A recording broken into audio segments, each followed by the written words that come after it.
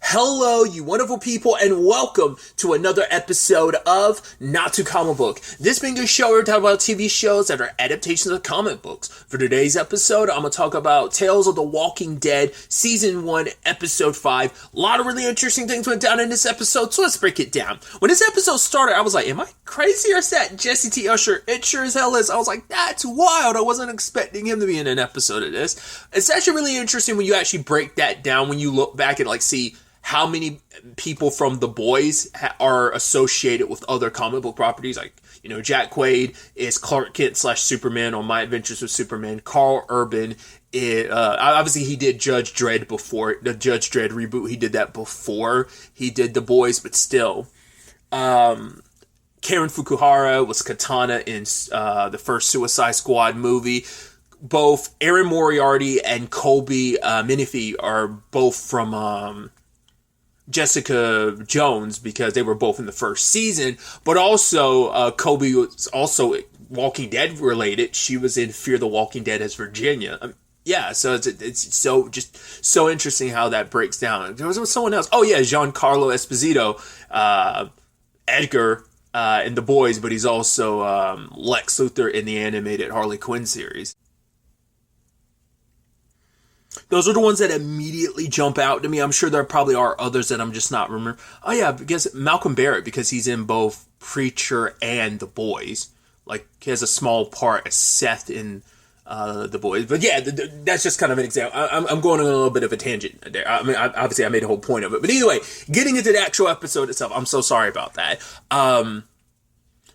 This was so interesting because I'm like, I don't think we've ever really gotten a mystery element like this in an episode of just The Walking Dead in general. Just trying to figure out what happened.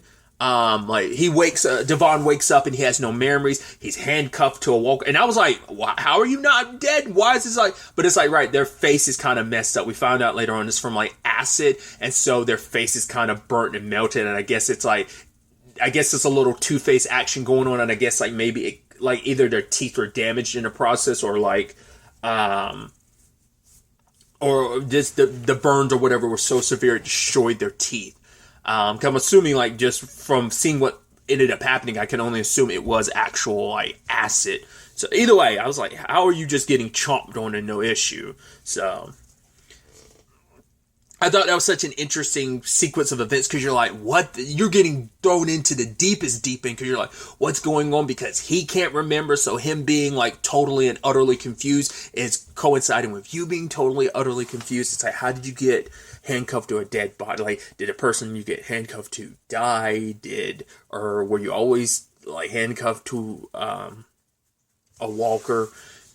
He finds his way back to town, and I love it, like I said, because his mind is kind of playing tricks on him.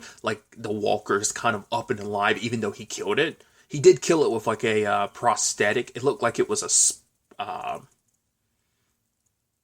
giant spring.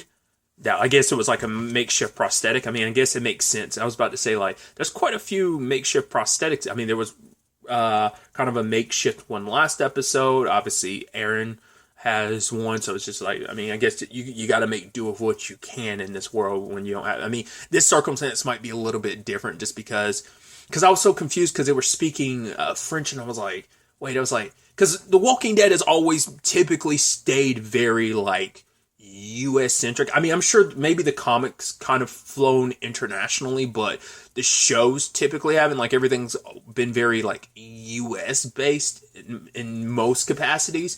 So that's why I was like, is he in France or something? But it's no, he's here in the US, specifically in Maine. But it's a closed off community. I was like, interesting.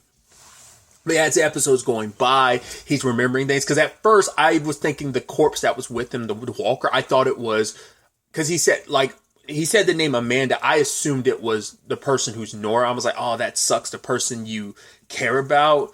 But it's no, it's another person that took him in. Nora's the one that really nursed him back to health. But Amanda was there kind of every step of the way. And so we're learning about, because we don't even know much about Davon. Apparently he got shot by someone. It's because he refused to,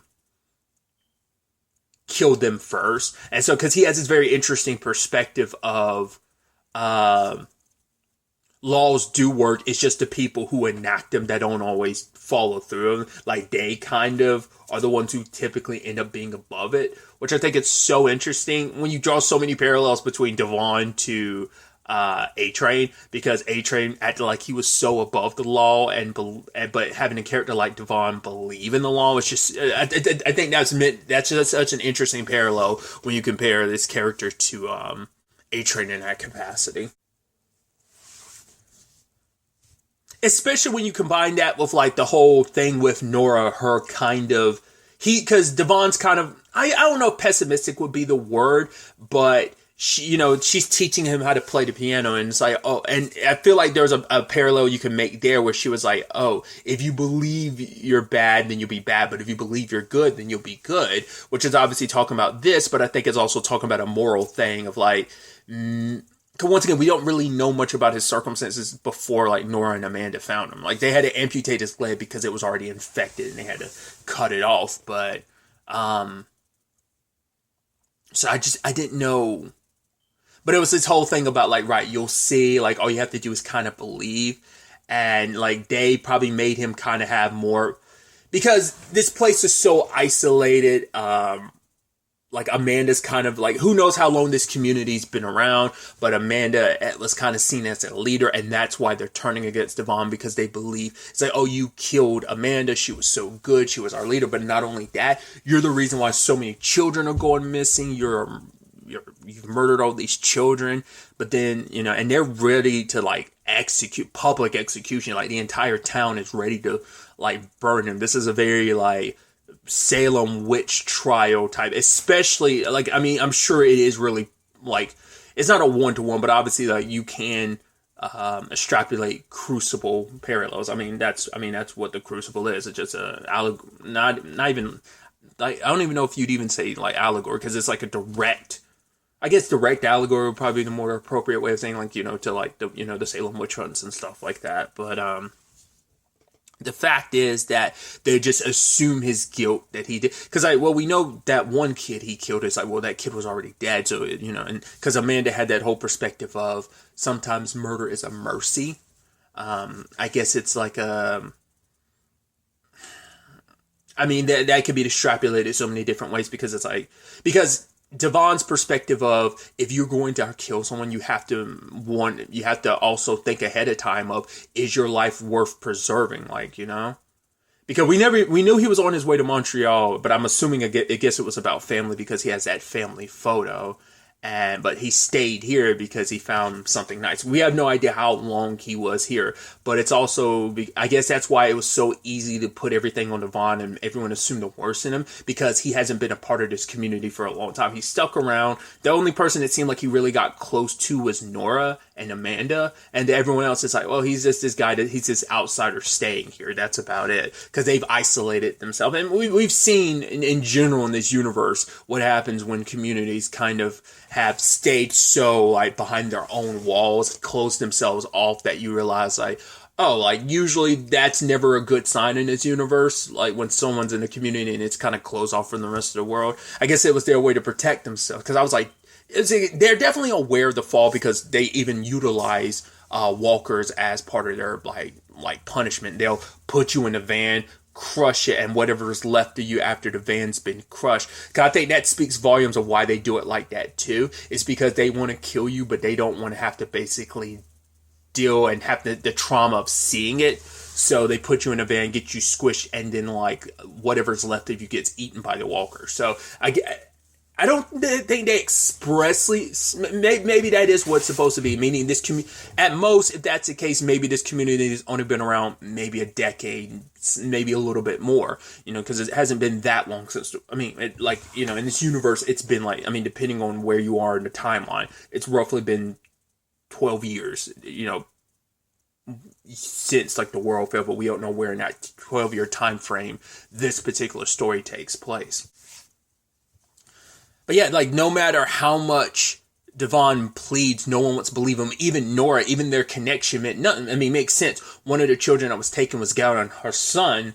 So, and once again, like I said, everything's slowly getting unveiled about him stumbling across the children that were like locked in that basement area, and it turns out Amanda was responsible for it.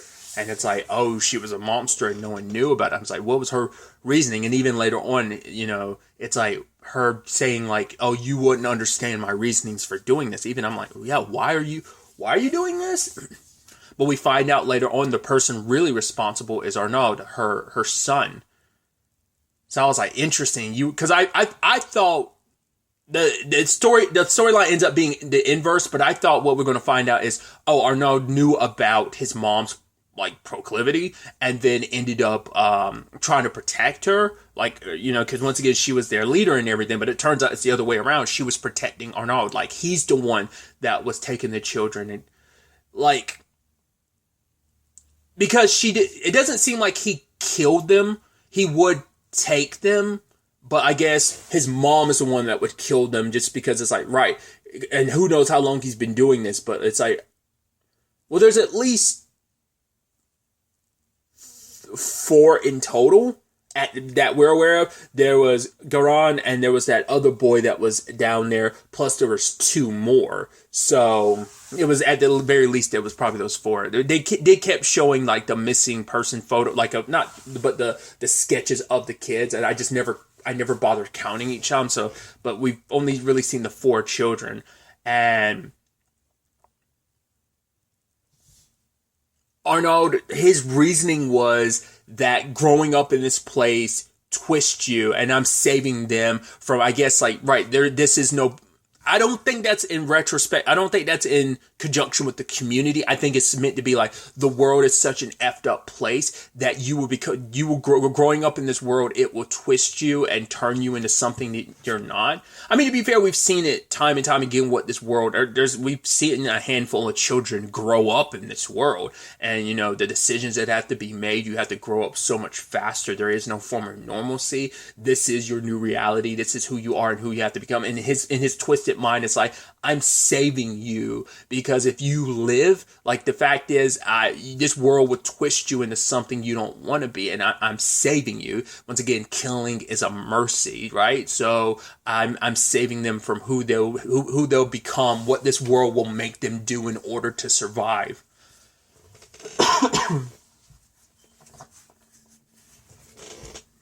Because I guess his situation, these kids were like probably super, super young, so they don't really know the world from before. It's kind of like the world beyond, like our crew there, where most of them were like super, super young when the world fell. So they didn't really know too much of the world before. But then, like in Arnaud's case, he's on the older side, so maybe he remembers enough and what he had to do to survive. Maybe before Amanda ended up making this community, he had to witness so much. Maybe he had to do so much himself. So maybe it's stuff like that,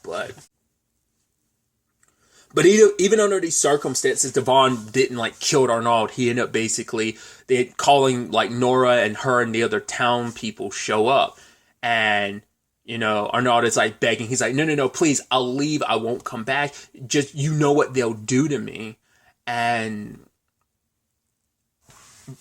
he tried to beseech to the town, like, we don't have to do this. We get to choose. And even talking to Nora, we get to choose who we are, and if you do this, that will etch in stone who you are. And he goes off on the town, because it's like, right, your whole point was you're going to bury me, erase my name so like I never existed.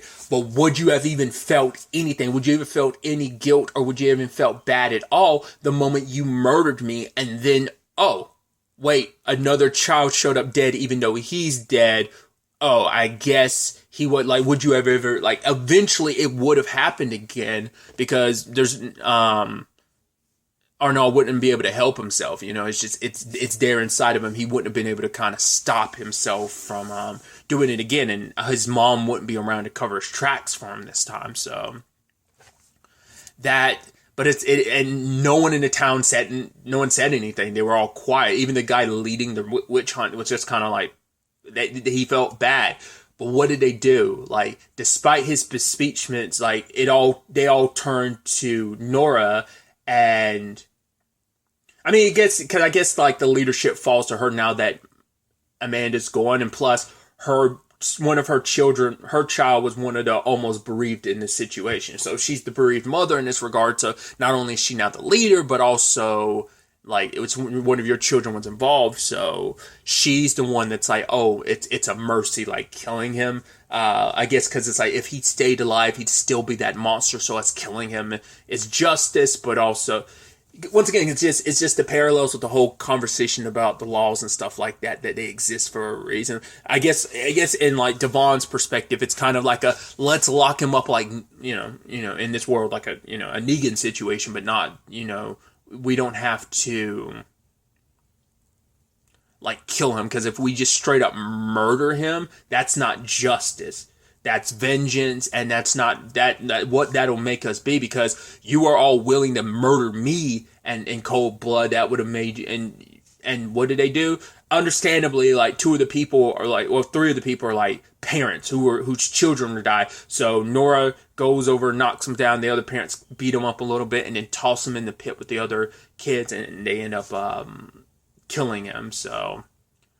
And just everyone just walks away afterwards, and so does Davon, because it's like, what's the point? Like, I guess for him, it's like, this was kind of this nice little dream, but like, I see the ugliness in this place, because he was saying like, right, there's still hope out there, but you've closed yourself off being like, oh, the evils of the world, but it's like, look what this community is. Even isolated, you're worried about the evil of this world, like what it's made you into. I mean, that's why Arnold did what he did in the first place. Not saying it's justifiable, but that was his justification for it, right? And so now it's a situation of, because of that, look at the evil that this community is, and just Davon is just, I guess he's going to be on his way. Like, how can you stay in a town that literally was willing to, I mean, I'm sure you can look at it even deeper where you're like, I mean, they also doesn't focus on it. It's like, it's not just a purely white community. We even see there are black people in this community as well, but it's because it's just like isolated community of paranoia where it's like, oh, we know each other, know thy neighbor, but we don't really know you. You're the outsider, so that's why they were able to jump on it so quickly. That even Nora, despite everything between her and Davon, it's like, you just assumed the worst in me. You didn't, and it's like this. That rot starts from the inside. Like I said, we've seen so many communities in this universe where it's like, right, you're kind of isolated, you're self-sufficient in a lot of capacities, but that ends up fostering a lot of bad will and evil underneath that maybe a lot of people have a tendency to ignore, and we just see that always typically bubbles up to the surface. It ends up destroying any community, so... But we just see Davon just kind of walking away. I'm sure for him, it's like, I'm going to go to Montreal. I can't stay here. Like, the trust has been destroyed between me and Nora. Like, how can I stay in a town that literally wanted me dead? The person I started having feelings for, definitely had feelings for. It's like, right, you didn't even believe me. It's like, I wish you the best, And I guess it's almost a thing of, you'll see. Like, I'll go out here. Like, I still believe there's still hope. So... being optimistic in a very dark and pessimistic world is not the easiest thing. We've seen so many characters struggle with that in this universe. So and I was looking like, wow, are we really just going to end the episode like that? And it's like the preview for the next episode popped up, which I didn't watch, but I was like, Jesus. I was like, that's rough. I mean, once again, I brought it up. Episode 1 and 2 so far are the only ones that have had they're dark. I mean, it's Walking Dead, so there's no getting away from the dark elements of it. But they definitely have a more positive outcome. 3, 4, and now even 5. It's just like, that's why it takes me so long to get through Walking Dead. Sometimes I'm able to push through. Other times I'm not, because I'm like, gee, this is probably the most bleak thing I watch. That's why I'm like, oh my God, come on. That's why it's, because you do need a palate cleanser afterwards, because you're like, Jesus, this is so depressing. I don't know if I want to be depressed right now. It's that type of situation, but it's like, yeah, these past 4 episodes have been like this. Once again, the D situation, it makes sense, because that's a character that we are familiar with. We know where her story went, so it makes it even more sad and depressing, knowing what she came from and everything she went through in episode 3. I'm talking about the episode. I haven't commented on this. I should also put it here. Those episodes were recorded almost a year ago. Those were recorded maybe September or October of last year. I just never got around to uploading them because I was like, well, I'm gonna finish the rest of the season. I just never finished the back half of the season. So But here we are now. So, but episode 4 is the more recent one I'd recorded. Like, I recorded that like last week, I think. When I, like, a couple days before I uploaded is when so, but yeah, I'm getting to these so late. So, I'm trying to get completely caught up with the Walking Dead universe. So, I got quite a bit to go through. But either way, that's kind of neither here nor there. But either way, I'm really interested to see where the next episode takes us. The next episode is the finale. This is only a 6-episode season. I know there is going to be I'll talk about it more with the finale, but I have no idea what to expect storytelling-wise. I'm so curious to see what this story is and how it all plays out. But really, that's all I'm wanting to talk about. Till the next time we meet, be happy, be safe, live life to the fullest, and enjoy it. Good day, and goodbye.